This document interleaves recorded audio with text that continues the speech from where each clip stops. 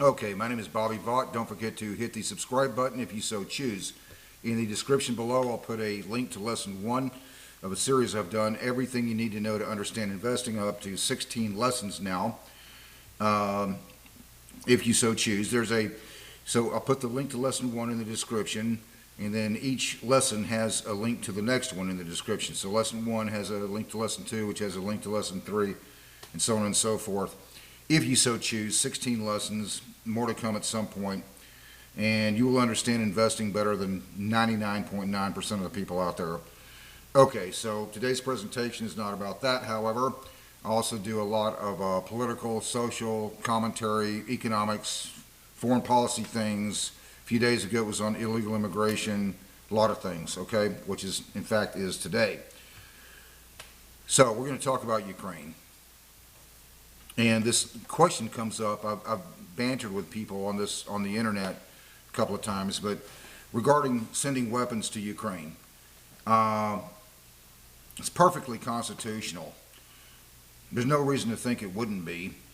You don't need a declaration of war. So we know that the Constitution says Congress has the power to declare war. There's also Article 2, the executive powers. There's also the War Powers Act a few years ago regarding aid to foreign countries. The courts have largely stayed out of this, and a person can make a reasonable argument that maybe the courts should have gotten more involved. For whatever reason, they didn't. Okay, but my point about that is, I would challenge even Rand Paul, whom I like a lot, by the way. Rand Paul I find to be very principled. He sticks to what he believes in, but I would challenge even Rand Paul to show me in the Constitution where it says we can't send weapons to anywhere we want, even without a declaration of war. Why wouldn't we be able to do that? So that's how, and as long as it goes through Congress, and it has, and they voted on it, and that's how it works in a representative democracy. So Ukraine is fighting the war against Russia, which invaded. We made a decision in this representative democracy, that's how it works, to send weapons to Ukraine. Perfectly constitutional. Why wouldn't it be?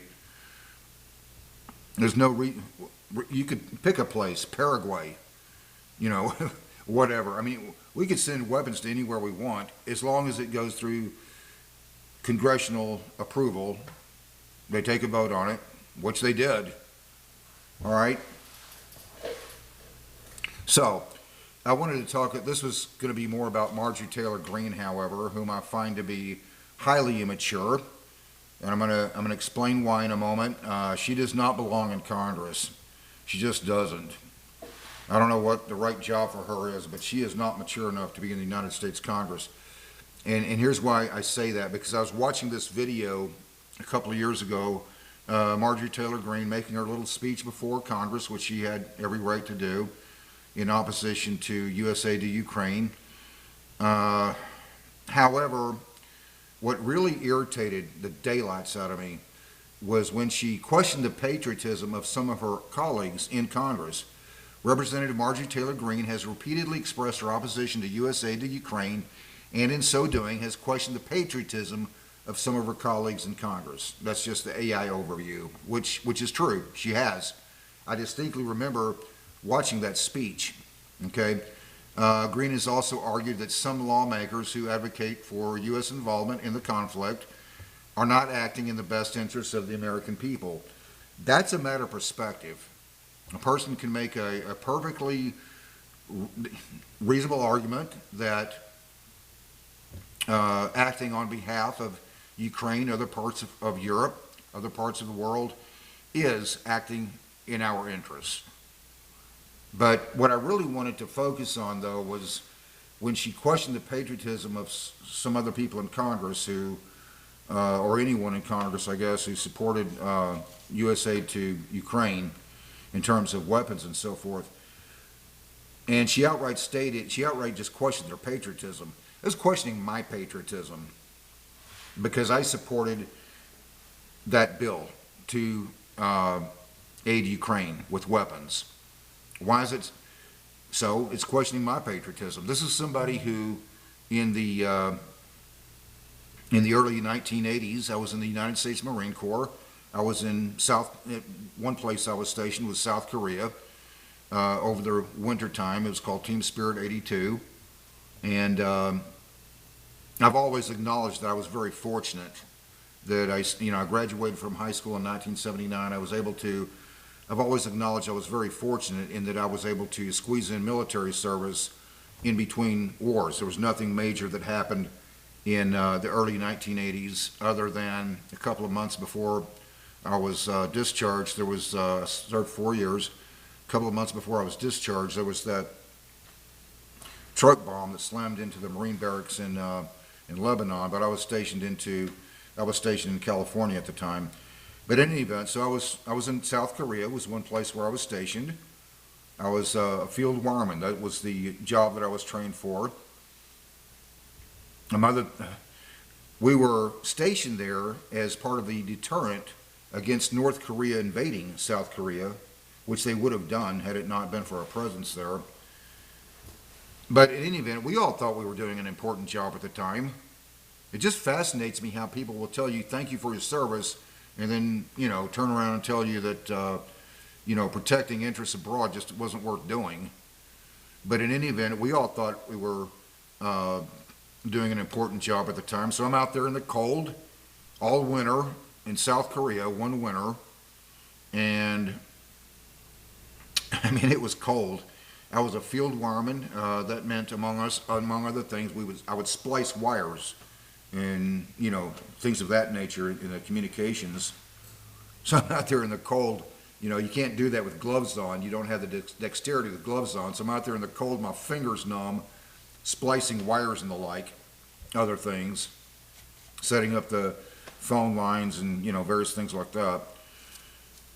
Anyway, the point I'm getting at, I just took that very personal, because when she says this, when she's questioning the patriotism of other people in Congress, she was also for supporting aid to Ukraine.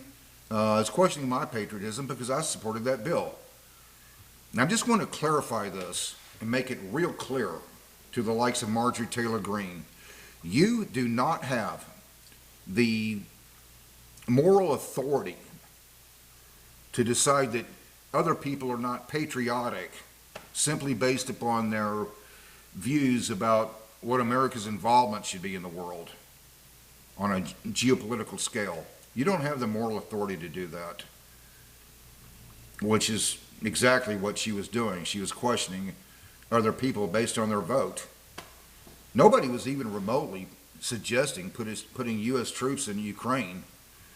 Not one time, other than very early after Russia invaded, there was some talk of establishing a no-fly zone, which would have involved probably, most definitely, probably would have involved American fighters in the air, and perhaps in direct conflict with Russian fighters in the air. But that idea was quickly dismissed as not being very practical. But other than that, and that was just a very brief discussion early after Russia invaded. Other than that, there's never been any discussion of putting U.S. troops in Ukraine. Not one time, not by anybody. Not even Nikki Haley was remotely suggesting that. Yes, we have put U.S. troops in other parts of the world, obviously, but not in Ukraine. Okay? I just found it just fascinating that she would question the patriotism of people simply because we may have a different perspective on what America's involvement should be on the world stage, geopolitically. Marjorie Taylor Greene, when she did that, that's what told me Marjorie Taylor Greene is not mature enough to be in Congress. She just isn't. Wrong job for her. I don't know what is the right job for her, but it isn't that.